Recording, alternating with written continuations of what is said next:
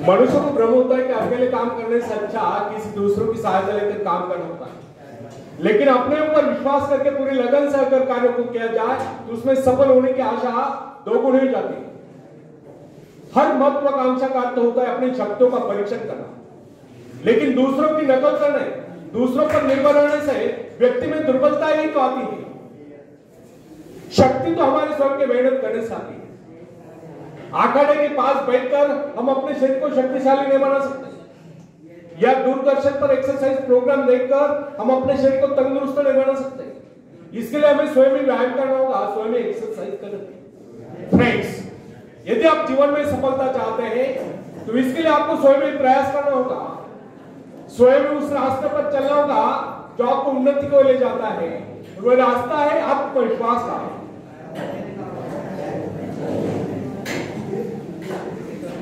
अपनी शक्ति को पहचान कर आप सफलता प्राप्त कर सकते हैं, या अपनी योग्यता को पहचान कर आप सफलता प्राप्त कर सकते हैं।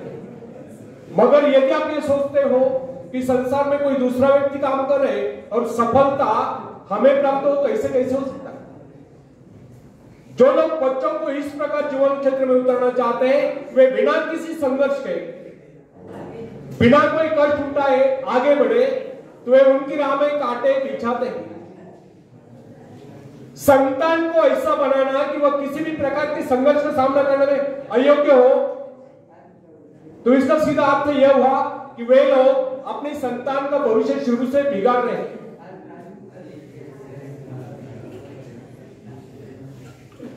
संतान को सुख और ऐश के झूले में झुलाने वाले मां बाप संतान के सबसे बड़े दुश्मन होते हैं।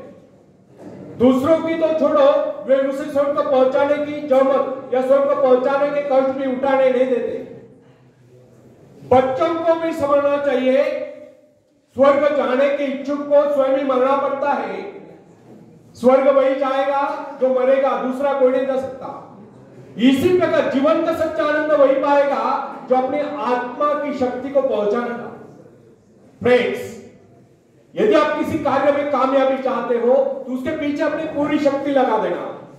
नवयुवकों का या नवयुवकों का स्वभाव होता है सड़ना, सीखना, अनुसरण करना, लेकिन अगर उनके अभिभावकों द्वारा या मां बाप के द्वारा बचपन से सारे इशारा देकर उन्हें जीवन संघर्ष के लिए हतोत्साहित किया गया हो, निराश किया गया हो, तो इसका परिणाम ये निकलता है वे अकेले चलना भूल जाते हैं। उनकी हालत पैसा के ऊपर चलने वाली हो जाती है। फिर तमाम उम्र वे बिना किसी सहारे के चल नहीं पाते। आखिरी लाइन प्लीज।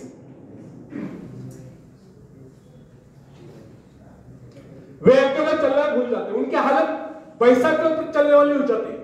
फिर तमाम उम्र वे बिना किसी सहारे के चल नहीं पाते। इसलिए फ्रेंड्स, यदि जीवन में कुछ करना चाहते हो, कुछ बनना चाहते हो, तो अपनी सहायता स्वयं करें।